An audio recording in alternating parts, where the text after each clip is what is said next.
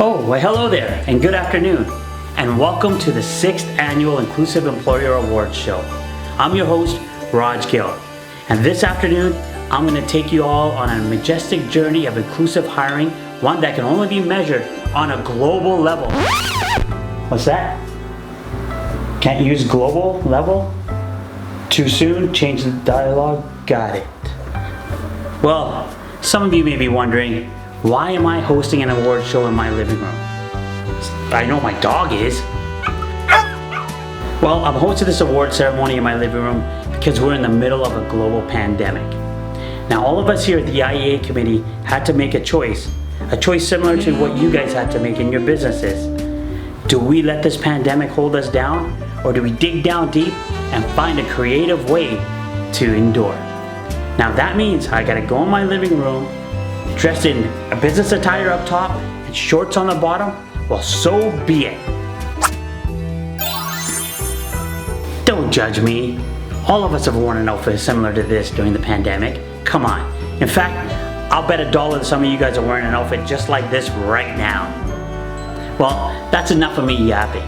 Let's say we get this party started, shall we? So we have a very fun-filled evening in front of us, folks. We have an amazing panel interview with Melu Family Services and Work BC, moderated by our own Reina from the IEA committee.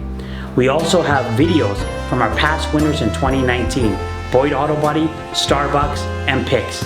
So sit back, get a nice warm coffee, wear your half business attire and your half casual outfit. No one's gonna know. Sit back and enjoy the show, folks.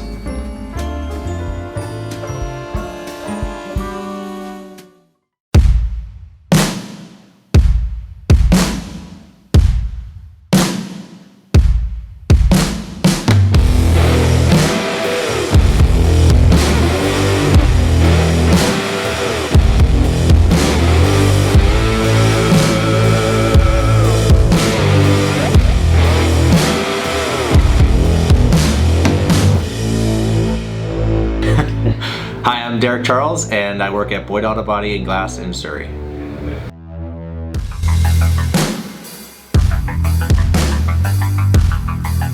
Honestly, I was pretty surprised. Keenan's been really great when he's been here, and I haven't had to change anything in my workplace routines because he's just fit in so well, and I wasn't really expecting it just because I felt like I didn't do much different. But obviously it impacted his life pretty well. So it was quite the honor to get. And I was, like I said, I was pretty surprised.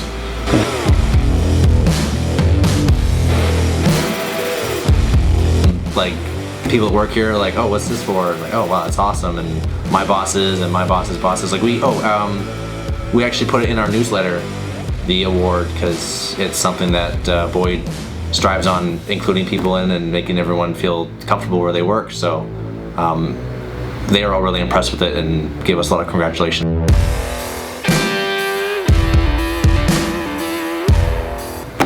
Give it a shot. It's going to be beneficial, I think, because it's people that are looking for jobs and want to work, and when they get in there, they do the jobs and they do them well, I think. So they're not going to put someone in that doesn't fit well. They know who they're working with, and they know where to put people. So ask around, find out these companies that do this stuff, and they'll definitely get someone that'll help you out.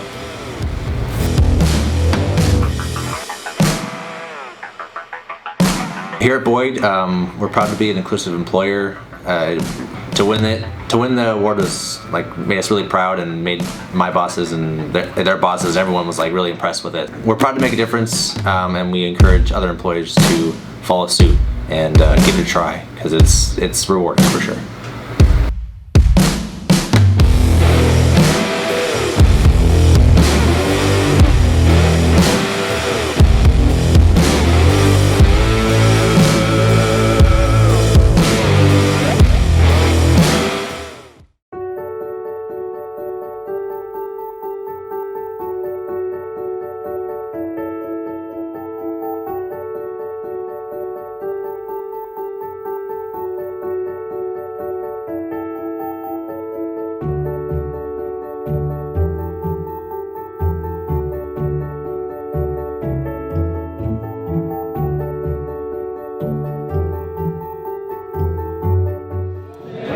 My name is Jay Quintel. I am the store manager at the Starbucks in Newton Village, location number 144 on 73rd and King George Boulevard. And we are the winner for the Most Inclusive Employer in 2019 for large businesses.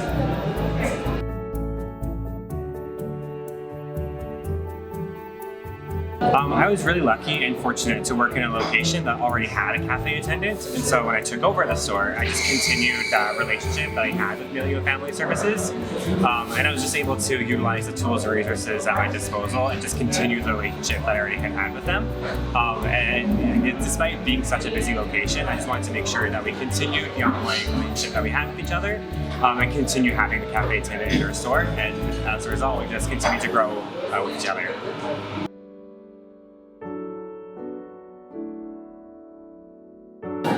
I think the biggest highlight about having an inclusive environment has been seeing the growth, not just in our cafe attendant, Iman, but also within the team and ourselves. I think the biggest thing has been seeing people who come from different backgrounds who might not have any exposure to someone with mild autism or someone with Asperger's and those sorts of conditions. And working side by side with each other, realizing that we're all the same type of people. We all just want to be cared for, respected, and be treated the same way at the end of the day. That is the biggest highlight, is seeing that growth come at a culmination all together.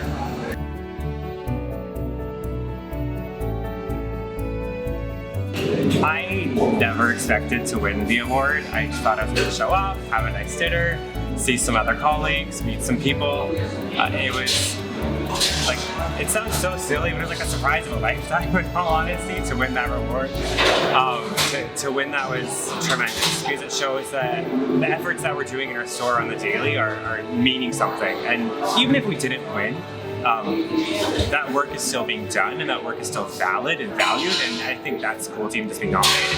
Just to be a part of it all, honestly, was just such a cool experience, and I don't think I'll ever forget that feeling of the store being called and it being like, okay, like, we're doing something different, we're doing something cool here, and it's necessary, and I'm very thankful and very grateful to be a part of this entire experience. So in all honesty, I just want to say thank you more than anything else.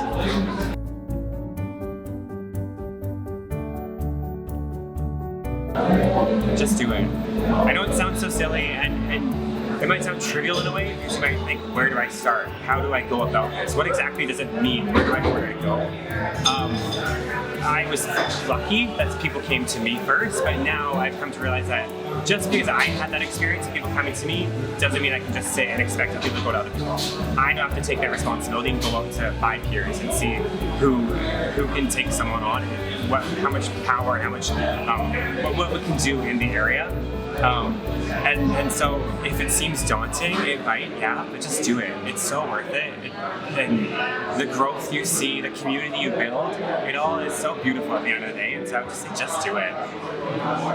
Hi, my name is Iman. I work at Starbucks, and I like to work here.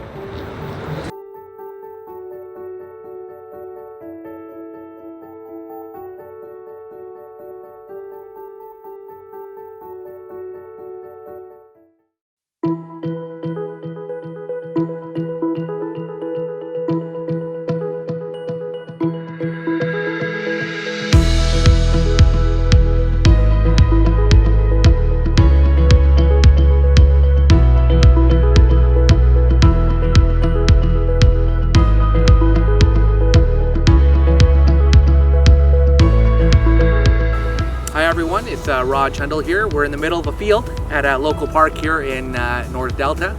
Obviously maintaining our social distance as we were doing this filming, but proud to be a supporter of the Inclusive Employer Awards. We're fortunate as an organization last year have been nominated and also won the award for the not-for-profit employer awards category. This is an important award that we support year after year. We've been attending as an organization year after year, and I encourage people to participate in this year as well, despite COVID.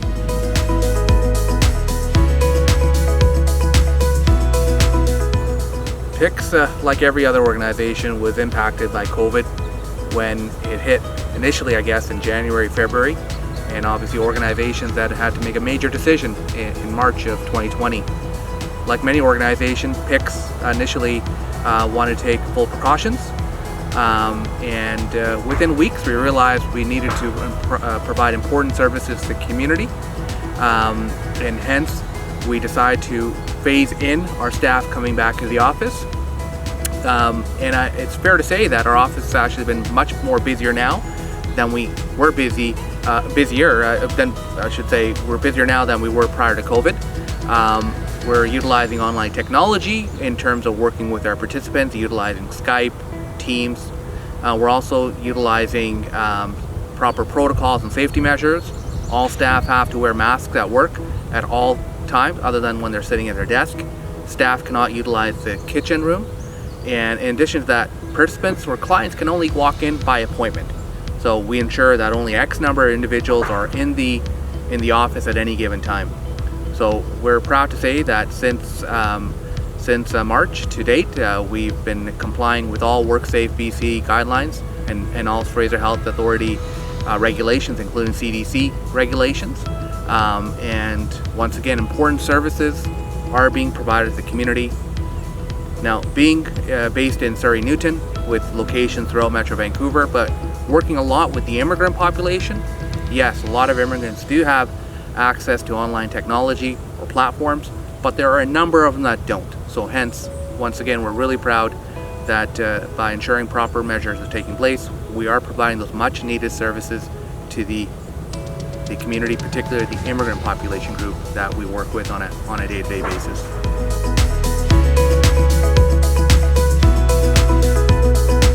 So since COVID hit back in March, we've seen a number of additional roles that we've been able to bring on board to PICS that we didn't have prior to COVID. So a quick example of a few. We have our assisted living facility on 75A and 120th Street on Surrey. We brought in people to do screening, to do temperature checks before the actual individuals walk into the building. When we talk about our head office in Surrey, we brought in folks who are now ensuring that the gloves are provided to visitors. We ensure that that visitors are also provided with masks. We ensure that these individuals are checked in before they come to ensure that they actually have an appointment. And if they don't have an appointment, it's very important to serve those individuals as well. So we make sure that we take their information down, we provide it to the proper individual who will then book an appointment for that individual to come in. We ensure we have an individual who comes in who cleans the doorknobs. We have our individuals, an individual who comes in, not only does the regular carpet cleaning to doing dusting, but sanitizing, right? Doing deep cleansing of all offices, ensuring that all doorknobs are cleaned at a given time, and ensuring that the hand railings are cleaned as well. So we have seen a multitude of work that's increased, obviously, with COVID-19, but we're able to also employ individuals and support individuals to do this work. And we're proud to say that a number of these individuals are individuals that are diverse, individuals with diverse abilities who are doing such work, in addition to doing other work throughout our organization as well.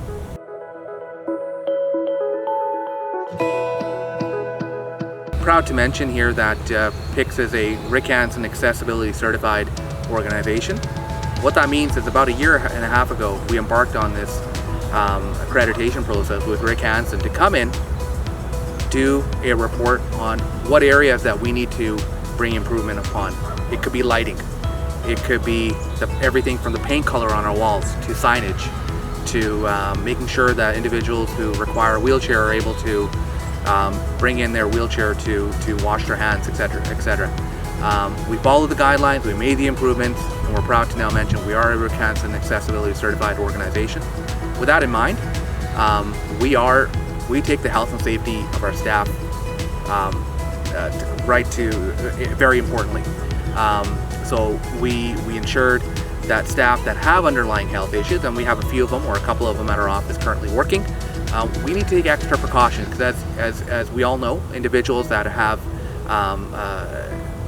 underlying health issues, they require a little bit more support. So not only are we staggering staff, we're making sure that these individuals can come in for reduced periods of time.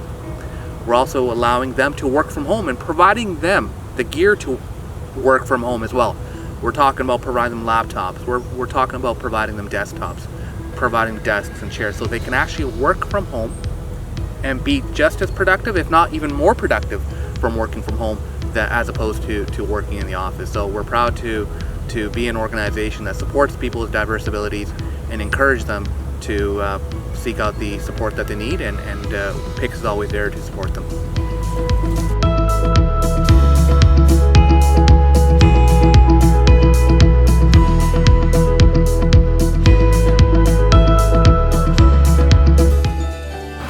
Well, welcome back, folks.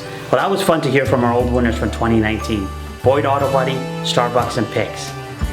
Well, all of us here at IEA Committee want to take a moment to thank you guys again for all your hard work. Well, now it's time for us to go into a panel interview with Mainu Family Services and Work BC. So take her away, Raina. Hi everyone. Today we are conducting our panel interview for the Inclusive Employer Awards. I'm joined by my colleagues from various service providers in our agencies in Surrey. And I'm just wondering if perhaps you guys can introduce yourselves. Great. I'd love to go first. Hi, Raina. Hi, everybody. My name is Rocio Cabrera, and I am the Employment Manager at Milieu Family Services.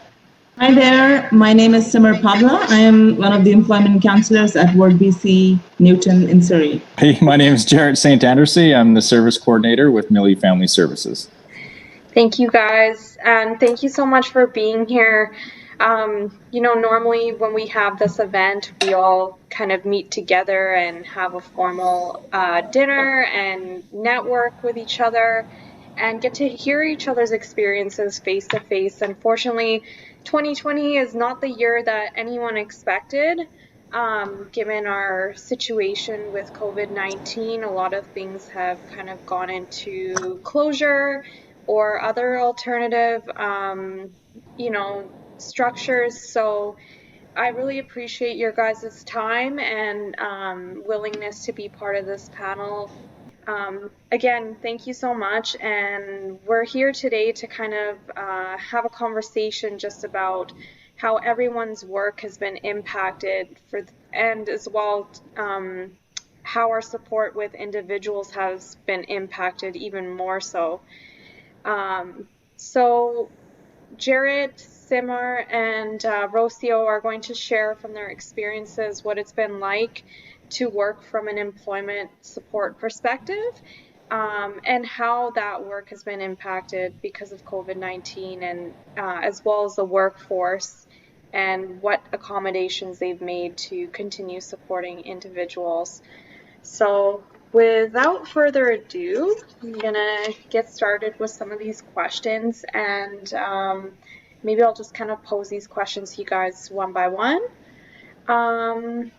So what is the name of your service provider, and how can it help unemployed or precociously employed individuals?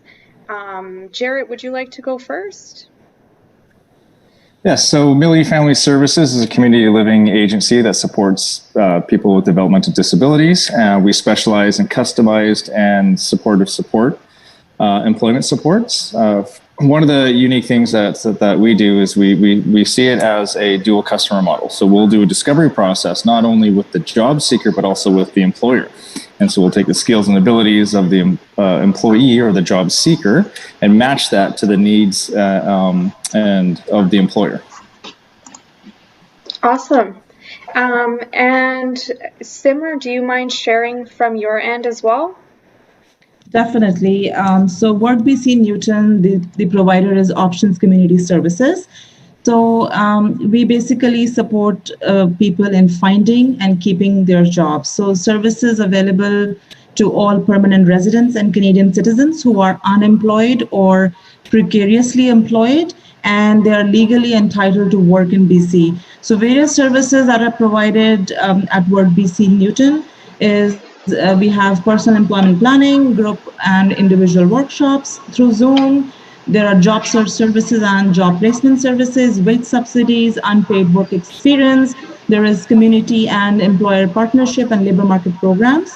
There is skills enhancement services such as academic upgrading and training. There is short-term occupational skills trainings and customized employment and work experience placement services for clients with significant barriers to employment and self-employment services.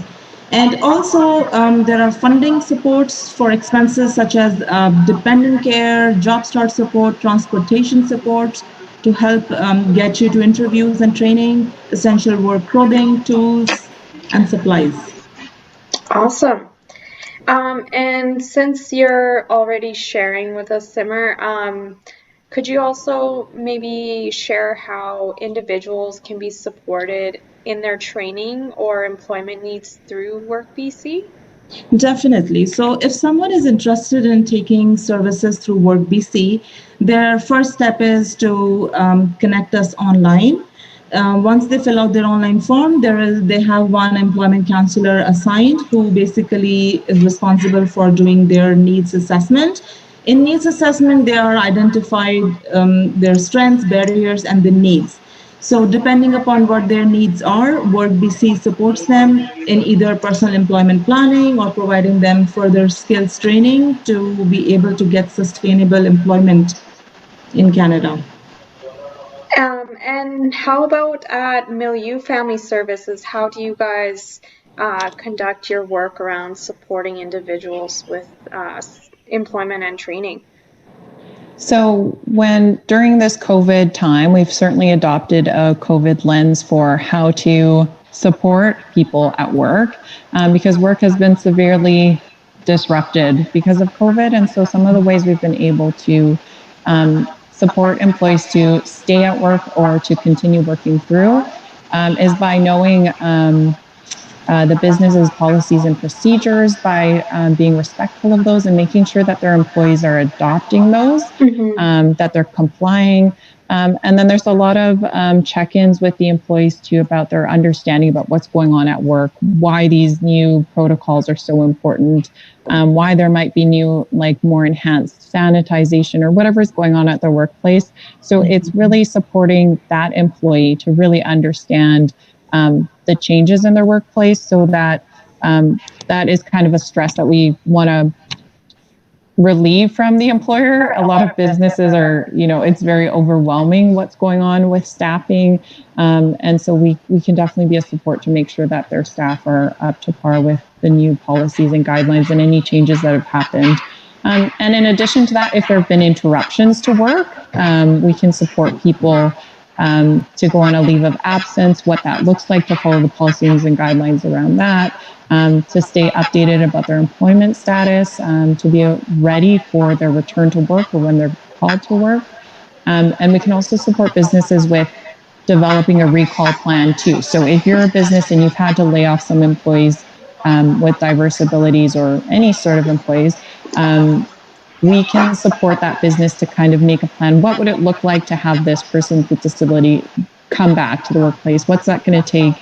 Are there any particular measures that might be different that need to go in place? So it's really a consultation collaborative effort to make sure that they have those trainings and those pieces so that everyone's successful in this COVID world we have right now, in this COVID climate. Mm-hmm. Yeah, the work is so important, and it sounds like you guys are making a great effort even through COVID. And, with everyone having their own unique challenges in their workplace, it would be kind of interesting to know as well how you guys have been doing since the onset of the pandemic at your agency. I know some places have been a bit understaffed, or, maybe they're providing more staff on site to ensure that the work gets done. Jared, do you mind sharing how that's been at Milieu in terms of the workload and the onset of that since the pandemic? Yeah, so it's been we've been continuing employment services just along the same vein as just as busy as we were prior to COVID, as just differently. A lot of the work, like I had mentioned earlier, was we still have that dual customer model lens. So what we're doing is a lot of work with the employers to really understanding kind of where they're at. Where are they at with COVID? What are their policies and procedures? What are their guidelines? What are their limitations? Are they open? Are they closed? What's their kind of projection to reopen, and what does their staffing levels look like? And so we've done a lot of work around participating with their thought process and having kind of our lens as an employment agency of what kind of just different things that we know from our job seekers and families of their concerns and their thought processes around COVID in this landscape, and then we'll relay that to the businesses. We've also then worked with the employees on so basically everybody was affected by COVID in different ways. Some people got laid off, right? So we worked with them around what does that actually look like? Maybe we're supporting them around getting their record of employment. We're supporting them around, okay, this is the timeline. We've had to create different kind of support strategies around them understanding that they will be returning to work, but this is what life is going to look like a little bit differently. One of the biggest pieces that we've done is when people are returning or getting ready to return to work, or businesses are ready to reopen and rehire, like Rocio said earlier, we've really gone in and understood exactly what their requirements are for returning to work. And then what we're doing is coaching the people on our end to return to work, to adhere to the policies, adhere to the practices. Then what we'll do is we're job coaching them again, not necessarily to do their job, but to do it in the new COVID procedural way, right? Where they're wearing their masks and they're cleaning pieces and on all those specifics that the businesses have to adhere to. So that's where a lot of our coaching has gone into play, is to safely returning back to work.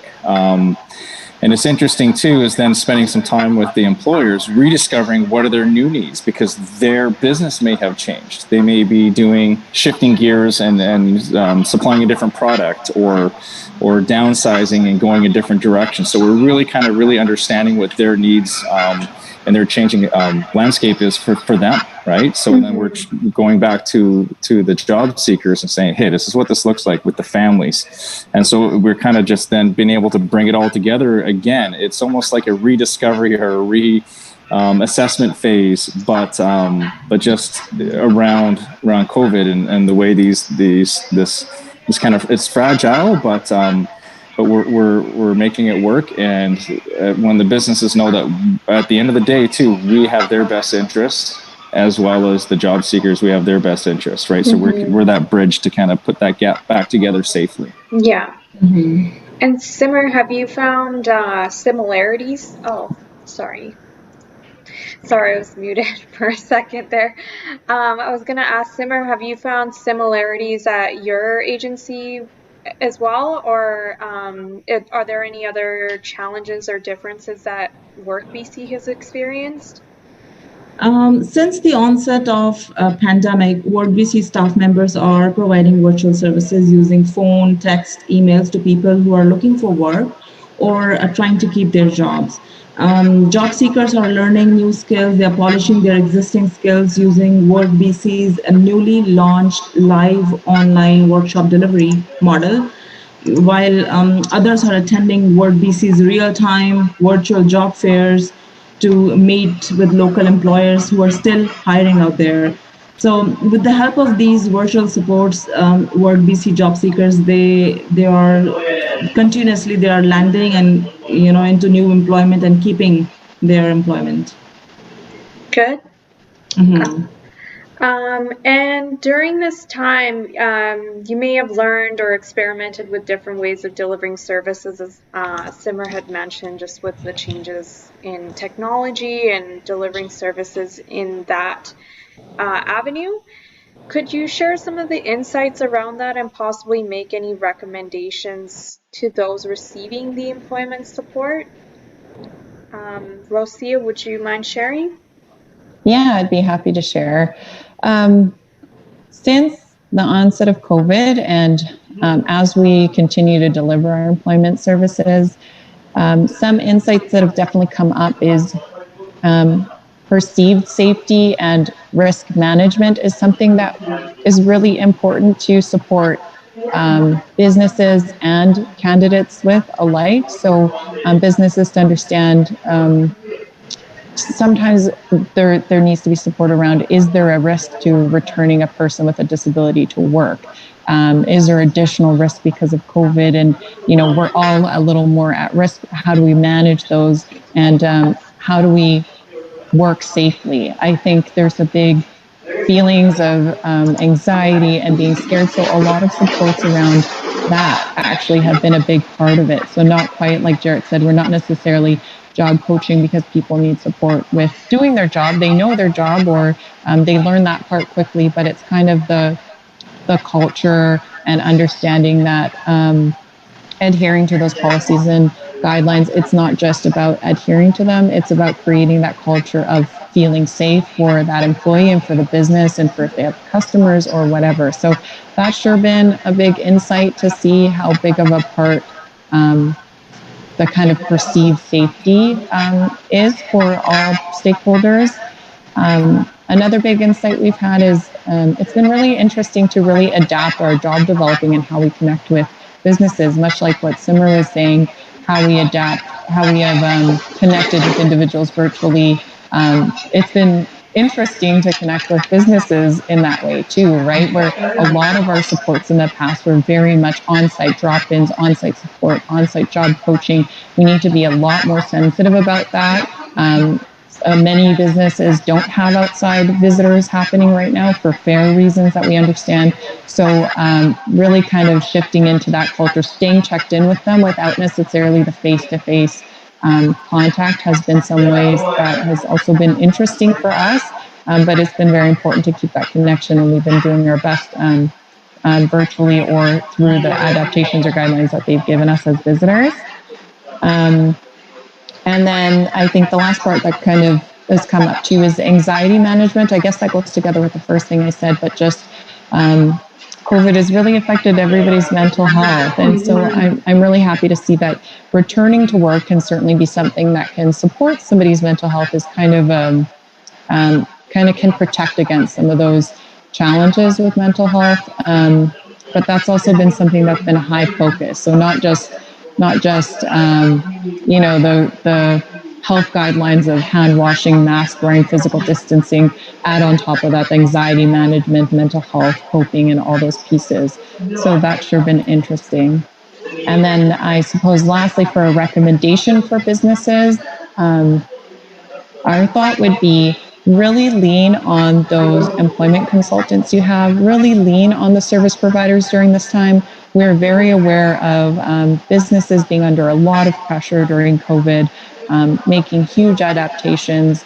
And so this is what we're here for. This is what we're built for, to support businesses, to be healthy, to flourish, and to hire people with disabilities and have that be successful. So I'd say really, really lean on us in this time. We certainly haven't stopped at all because of COVID. Like Jared said, we've been just as busy or busier.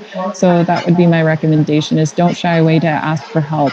I think sometimes, businesses they're always so busy and sufficient, but don't forget to reach out and say, hey, right, we have Millie Family Services or Work BC available. Can they support with this employee? And that will kind of help me as well. So really lean on us, because we're happy to help. Mm-hmm. Yeah, and I think businesses really appreciate the unique kind of work you guys are doing, just navigating some of these things. Like you guys mentioned, having, those dialogues with them and that conversation about what your individuals need and how you can also in tandem kind of support them in accommodating for those needs, right? I'm also interested to hear from you, Simmer, just on your insights that you have to share in regards to some of the things you guys have learned and experimented with, and what recommendations you guys might have for employment, or individuals that are seeking employment support. You're muted.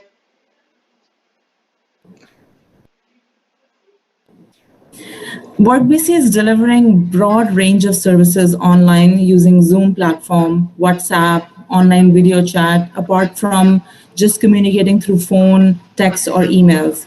So if someone is not tech savvy or doesn't have technological resources, WorkBC centers also offer them in-person appointments that are pre-booked, ensuring COVID-19 health and safety guidelines. So as our friend Rocio just mentioned, I absolutely agree. Due to the evolving situation, some WorkBC business centers, their business hours and their ability to provide in-person services have changed. So I strongly recommend and suggest that if you are interested in WorkBC services, please call your local WorkBC center before you visit, or you can visit the WorkBC online employment services portal, where you can communicate directly with WorkBC center staff and access a range of services and supports anytime. Great. Thank you guys so much. This is one of those COVID-19 things that you never get used to, is the muting and unmuting. I just want to say thank you again for all your feedback and time that you guys have provided to share this information. It's unfortunate we didn't get to have the event that we had in mind this year, but please know that the feedback and the information you guys provide today is going to inform other employers in the community and help to inform practice for other service providers who are doing the same kind of work. So thank you so much. And I'm really hoping that the next year in 2021 that we might be able to meet again and, connect face to face and really enjoy each other's connection and learn from each other just as we did today. Absolutely. Thank you so much. Thank you. Thank you, everybody. Thank you. Well, that was awesome. Let's take a moment here to thank our panelists at Melu Family Services and WorkBC. We're all glad to hear that you're still helping businesses hire inclusively during this health pandemic. Now, it's a time we've all been waiting for. Without further ado, let's get into the nominees and winners for the 2020 Inclusive Employer Awards. And for this, we're going to turn it back over to you, Reina.